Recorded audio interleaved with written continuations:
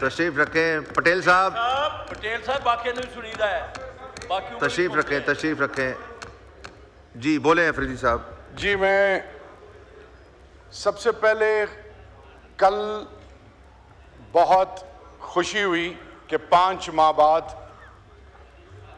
पाकिस्तान के एक सपूत, बलोचिस्तान के एक सपूत महमूद खान चकजई साहब को, ये जो मेरे सामने कुर्सी है लीडर ऑफ द ऑपोजिशन,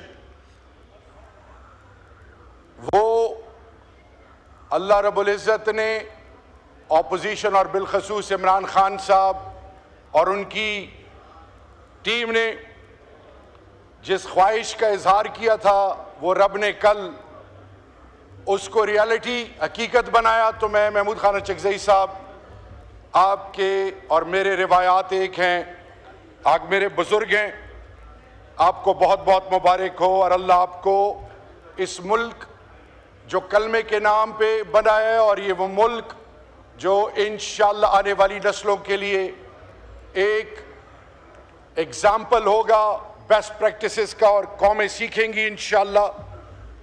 आप इस मुल्क के अंदर आइन और कानून की बालादस्ती के लिए, इस मुल्क के पार्लिमान के तकद्दुस के लिए, इस मुल्क के अंदर पाकिस्तान के वो तमाम इकाइयों के जो बुनियादी हकूक़ हैं और फिर बिलखसूस जो इमरानी मुआहदा हुआ है, सोशल कॉन्ट्रैक्ट रियासत का बासी के साथ, उसके लिए, और इमरान खान साहब जो अपनी ज़ात की बात नहीं करते, वो आइन और कानून की बालादस्ती की बात करते हैं, उसके लिए आप अपना कलीदी रोल अदा करेंगे इंशाअल्लाह।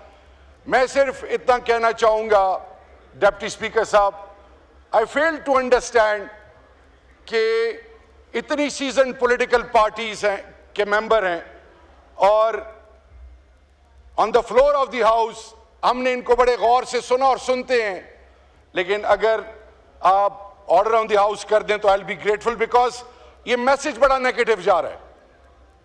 आई रिक्वेस्ट जी। बोले जी, order in the house, order in the house जी। बोले अफरीदी साहब प्लीज। डिप्टी स्पीकर साहब, जो कुछ कराची में हुआ, मैं ब्लेम गेम में नहीं जाऊंगा। सोशल कंप्लायंस और safety measures, human development, investment on humans, human dignity, जान और माल का तहफ़्फ़ुज़, ये इस मुल्क में इसको मनोअन इस पर काम क्यों नहीं किया गया? 18th अमेंडमेंट के बाद national disaster management authority and provincial disaster management authority, इनके अंडर ये जो कंफ्यूजन है, लैक ऑफ टेक्नोलॉजी, बायलॉज को इंप्लीमेंट ना करना, एक दूसरे को लेट डाउन करना, और अभी हमने सुना जो भी कहा गया, मैं सिर्फ इतना कहना चाहूंगा कि पैसे का ज़िया वक्ती तौर पे इसकी तकलीफ होती है, ये रिकवर हो सकते हैं, लेकिन बल्दिया टाउन से नहीं सीखा, कोई ऐसे इनिशिएटिव नहीं लिया गया जिससे पाकिस्तान के अवाम और तमाम इकाइयों के बासियों को उनके हकूक और बिलखसूस उनके जो जेन्युइन राइट्स हैं और जानो माल का तहफ़्फ़ुज़, उसको यकीनी बनाना, उसके लिए कभी सोचा नहीं गया। आज वो तमाम सोचें जो ज़ात के लिए लगी थी वो एक्सपोज हो रही हैं, लेकिन बदकिस्मती से मेरे मुल्क के पाकिस्तान के बासियों का बहुत बड़ा नुकसान हो रहा है। इसी तरह तीरा में, कुरम एजेंसी में, औरंगज़ई एजेंसी में, नॉर्थ वजीरिस्तान में, साउथ वजीरिस्तान में, मोमंद में, पूरा मर्ज डिस्ट्रिक्ट्स, एक्स फाटा में IDPs की इस्तिलाह इंटरनली डिस्प्लेस्ड पर्सन्स, अंदाजा करें डिप्टी स्पीकर साहब कि खुदा ना खास्ता मेरे मुंह में खाक, F6 में, F7 में, गुलबर्ग लाहौर में, कराची डिफेंस में, मस्जिदों में ऐलान हो जाए कि फौरन घर खाली करें, मिसक्रिएंट्स आ गए हैं, मसाजिद, घर, मालो बता, बच्चे, कोई कहां पे है, सब कुछ खाली करें और निकलें, और फिर उनके लिए कोई रिहैब का प्लान ना हो, उनको ओनरशिप ना मिले, उनको निकालने में तो जल्दबाजी की जाए, फिर वो कैंपों में रहें, उनकी इज्जतें, उनकी गैरत, उनकी बुनियाद, उनके रिवायात, उनकी अकदार, उनकी इज्जत नफ्स की दजिया बिखेरी जाए, लेकिन एहसास ना हो। फिर ऑन टॉप ऑफ दैट जब 5, 4, 3, 7, 8, 10 साल बाद रिहैब की बात आए, कारखाना, ना बिजली, ना गैस, ना बुनियादी सहूलियात। आज पाकिस्तान के आईन के मुताबिक उनको 3 चीजें मिली थी। अब जब मर्ज हुआ 3% फ्रॉम डिविजिबल पूल का वादा किया गया उनको दिए जाएंगे। आज फिगर्स दिए गए कि इतने इतने पैसे दिए गए, वहां पे फॉरेंसिक नहीं है, वहां पे सीटीडी नहीं है। तो मैं आपसे ये सवाल पूछना चाहता हूं कि मर्ज डिस्ट्रिक्ट में MNAs, elected MNAs, they can't move an inch, वहां पे कंट्रोल किसका है? आप इल्जाम लगाते हैं सूबाई हुकूमत पे। तो मैं सवाल पूछ रहा हूं कि चीफ मिनिस्टर 4.5 करोड़ अवाम का नुमाइंदा और उसका हल्का, आप एक कौमी जरगा 21 पार्टियां उसमें शरीक होती हैं, जिसमें पीपल्स पार्टी PMLN आपकी सूबाई क़यादत उसको साइन करती है, और फिर यहां पे आप कुछ और बात करते हैं। अमीर मकाम साहब और इख्तियार वली साहब और इसी तरह गवर्नर खैबर पख्तूनख्वा कुछ और बात करते हैं। मैं सिर्फ आपको इतना कहना चाहूं कि आप तमाम इकाइयों के स्टेक होल्डर्स को ऑन बोर्ड क्यों नहीं लेते?